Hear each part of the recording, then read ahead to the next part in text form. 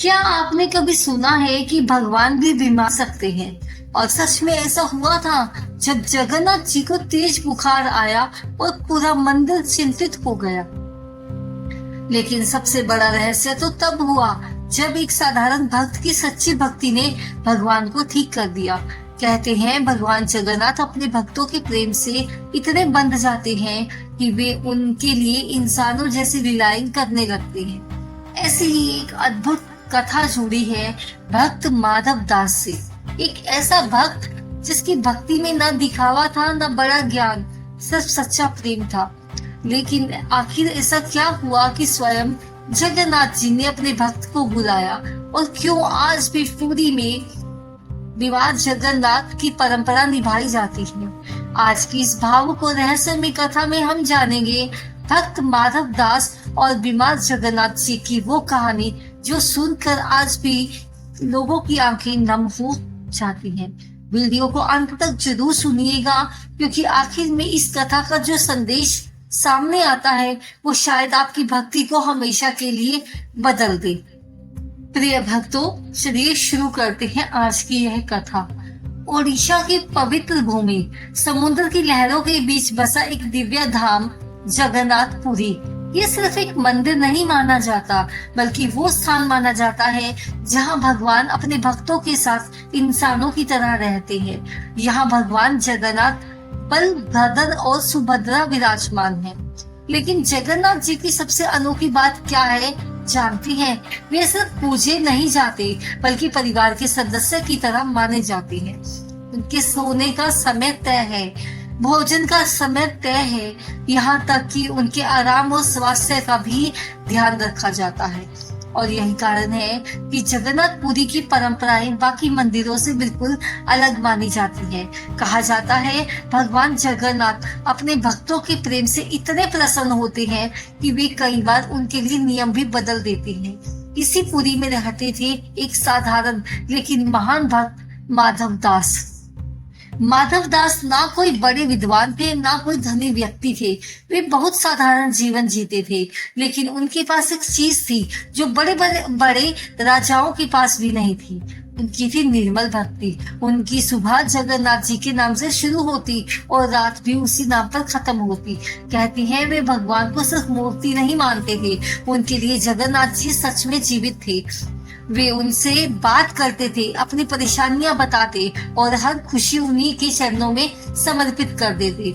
लोग कई बार उनका मजाक उड़ाते थे, कहते क्या भगवान सच में तुमसे बात करेंगे? लेकिन भगवान माधव दास मुस्कुरा देते, क्योंकि सच्ची भक्ति को प्रमाण की जरूरत नहीं होती और शायद भगवान भी ऐसे ही प्रेम की तलाश में रहते हैं। एक दिन पुरी में बहुत बड़ा उत्सव शुरू हुआ, स्नान यात्रा। इस दिन भगवान जगन्नाथ को 108 कलशों के पवित्र जल से स्नान करवाया जाता है। पूरा मंदिर भक्ति और जयकारों से गूंज उठता है। लेकिन मान्यता यह है कि इतने विशाल स्नान के बाद भगवान जगन्नाथ बीमार पड़ जाते हैं। जी हाँ, उन्हें तेज ज्वर हो जाता है और फिर 15 दिनों तक मंदिर के द्वार बंद कर दिए जाते हैं। इस समय को अनस्वर कहा जाता है। इन दिनों भगवान को आराम दिया जाता है, विशेष औषधियां दी जाती हैं और भक्त उन्हें दर्शन नहीं कर पाते। अब सोचिए, एक भक्त जिसने हर दिन भगवान के दर्शन किए हो, उसके लिए 15 दिन कितने कठिन होंगे। माधव दास बहुत दुखी हो गए। उन्हें ऐसा लगने लगा जैसे उनके अपने परिवार का कोई सदस्य बीमार हो गया हो। और यहीं से शुरू होती है एक ऐसी लीला जो आज भी लोगों को भावुक कर देती है। मंदिरों के द्वार बंद थे, पुरी की गलियां शांत थी, लेकिन माधव दास का मन बेचैन था। वे बार बार सोच रहे थे भगवान सच में बीमार होंगे, क्या उन्हें दर्द हो रहा होगा। उनकी आंखों से आंसू बहने लगे।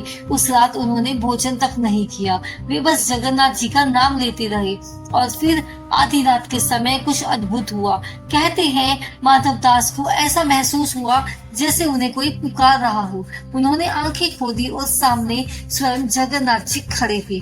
उनका चेहरा कमजोर लग रहा था, लेकिन आंखों में वही करुणा थी। माधवदास हैरान रह गए।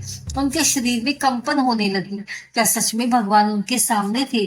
कहते हैं भगवान जगन्नाथ ने माधवदास से कहा, माधव, मुझे बहुत कमजोरी महसूस हो रही है। ये सुनते ही माधव दास रो पड़े।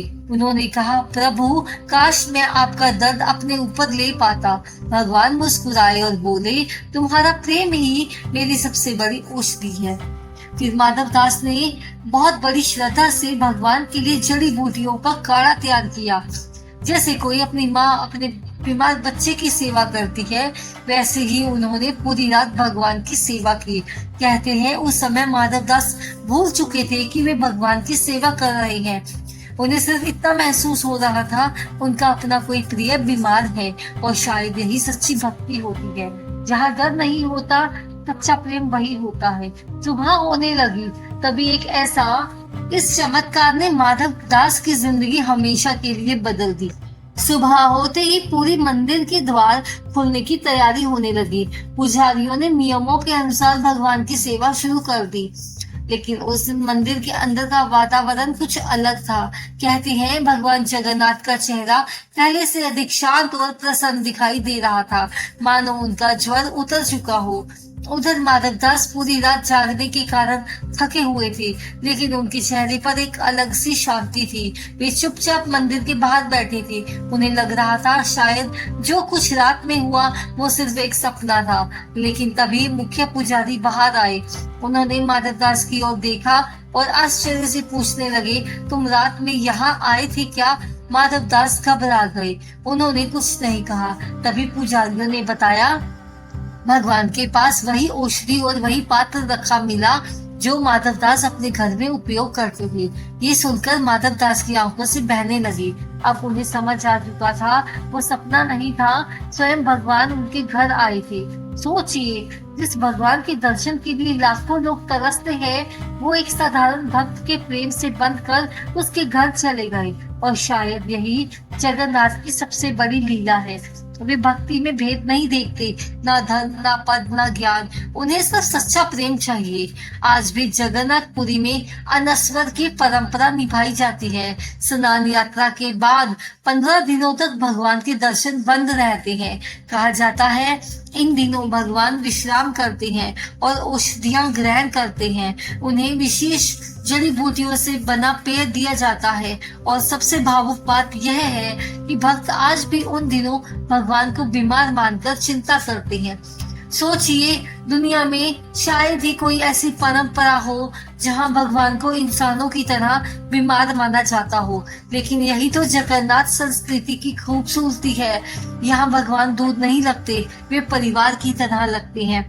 उनकी मुस्कान पर लोग खुश होते हैं और उनकी बीमारी पर दुखी। और शायद इसी वजह से पूरी सिर्फ एक तीर्थ स्थान नहीं है, एक भावनात्मक अनुभव बन जाता है, जहाँ भक्ति डर से नहीं प्रेम से पैदा होती है। माधवदास की कहानी सिर्फ एक चमत्कार की कथा नहीं है, ये भक्ति का असली अर्थ समझाती है। आज बहुत लोग पूजा करते हैं, मंत्र पढ़ते हैं, व्रत रखते हैं, लेकिन कई बार दिल में प्रेम कम और दिखावा ज्यादा होता है। माधवदास के पास ना बड़ा ज्ञान था, ना धन था, लेकिन उनके पास वो था जो भगवान को सबसे प्रिय होता है, निर्मल प्रेम। उन्होंने भगवान से कभी कुछ मांगा नहीं, बस उन्हें अपना मान लिया था। और शायद जब भक्त भगवान को सच में अपना मान लेते हैं, तब भगवान भी उसके लिए नियम तोड़ देते हैं। इस कथा का गहरा संदेश यही है, भगवान को बड़े मंदिरों से ज्यादा सच्चा दिल पसंद है।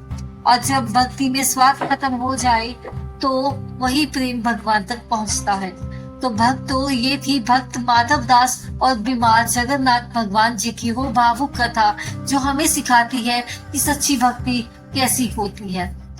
भक्ति सिर्फ शब्दों में नहीं होती, भक्ति तब होती है जब भक्त भगवान का दर्द भी महसूस करने लगे। अगर आप भी मानते हैं कि भगवान को दिखावा नहीं, सच्चा प्रेम प्रिय है, तो कमेंट में जय जगन्नाथ जरूर लिखना।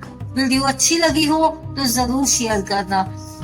शायद किसी को इस ज्ञान की बहुत जरूरत हो। भगवान तक पहुंचने का सबसे छोटा रास्ता है निर्मल प्रेम। चैनल को सब्सक्राइब करना मत भूलिएगा, क्योंकि यहाँ आपको डेली मिलेंगी भक्ति से भरी कथाएं। भक्ति विश्व को जरूर सब्सक्राइब करें। जय जगन्नाथ भगवान की, हर हर महादेव। मिलती है एक और नई कथा में। धन्यवाद दोस्तों।